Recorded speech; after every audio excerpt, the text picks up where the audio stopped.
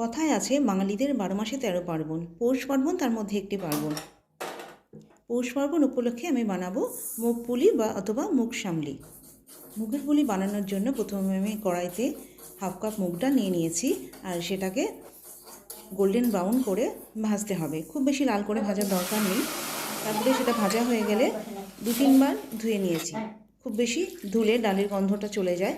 তারপরে আমি তাতে পরিমাণ মতন জল দিয়ে ডালটা সেদ্ধ করতে দিয়েছি, আর তার মধ্যে দিয়েছি নুন আর সামান্য একটু হলুদ। নমস্কার, আমি মিঠুস কিচেনে আপনাদের সবাইকে স্বাগত।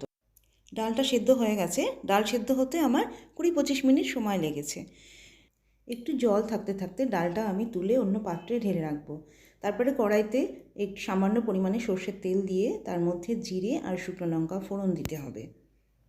ফোড়নের ভাজা গন্ধ বেরোলে তার মধ্যে ডালটা দিয়ে দিতে হবে। আর ডালের মধ্যে আমি 4-5 চামচ মতন চিনি দিয়ে দিয়েছি, পুলির বাইরের অংশটা যাতে হালকা মিষ্টি হয়। এটা দিতেও পারেন, নাও পারেন। এরপরে আমি ওই ডালের মধ্যে দিয়ে দিয়েছি শুকনো চালের গুঁড়ো। তারপরে ডাল আর চালের গুঁড়োকে খুব ভালো করে মেশাতে হবে। যতক্ষণ না একটা শুকনো ডোয়ে পরিণত হয় ততক্ষণ অল্প অল্প করে চালের গুঁড়ো দিয়ে দিয়ে এটাকে নাড়তে হবে আর মেশাতে হবে। এটা আমার হয়ে গেছে, আর আমি এতে চালের গুঁড়ো মেশাবো না। এরপরে আমি এই ডোটাকে একটা অন্য পাত্রে ঢেলে দেব ঠান্ডা হওয়ার জন্য। তারপরে ডোটাকে আমি হালকা গরম থাকতে থাকতে হাতে সয় সেরকমভাবেই আমি এটাকে খুব ভালোভাবে মেখে নিয়েছি। আর প্রয়োজন হলে অল্প অল্প চালের গুঁড়ো দিতে হবে এতে। হ্যাঁ, অবশ্যই শুকনো লঙ্কাগুলো ফেলে দেবেন। ফেলে দিয়ে তারপর এটা একটা এরকম একটা মণ্ড তৈরি করে নিয়েছি। তারপরে এটা একটা ভিজে কাপড় দিয়ে ঢেকে রাখতে হবে। নারকেলের পুর আগে আমি তৈরি করে রেখেছি। তারপরে ওই ডো থেকে ছোট ছোট লেচি কেটে বাটির মতন করে তার মধ্যে নারকেলের পুর দিয়ে পুলির আকারে গড়ে নিতে হবে।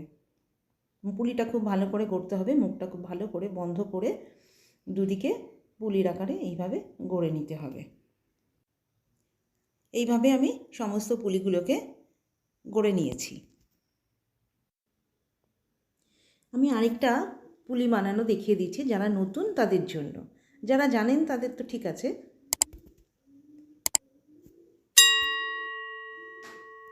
পুলিগুলো তৈরি করার পরে অবশ্যই একটা ভেজা কাপড় দিয়ে ঢেকে রাখতে হবে, না হলে পুলিগুলো ফেটে যাওয়ার সম্ভাবনা থেকে যায়। আরও একটা পুলি তৈরি হয়ে গেল। এইভাবে আমি সমস্ত পুলিগুলো তৈরি করে নিয়েছি। অন্যদিকে আমি কড়াইতে তেল গরম করতে দিয়ে দিয়েছিলাম, আর পুলিগুলো মিডিয়াম আঁচে কিন্তু এটা ভাজতে হবে। আর অনেকগুলো পুলি একসঙ্গে দিলে চলবে না, 4-5টা করে দিয়ে হালকা হাতে এগুলো নেড়ে নেড়ে এটা ভাজতে হবে। লাল লাল করে ভেজে এটা তুলে নিতে হবে। আমি এটাকে সাদা তেলে ভেজেছি, এটা চাইলে কেউ সর্ষের তেলেও ভেজে নিতে পারেন। এইভাবে লাল লাল করে এটাকে ভেজে তুলে নিতে হবে। ব্যাস, হয়ে গেছে আমার মুগের পুলি।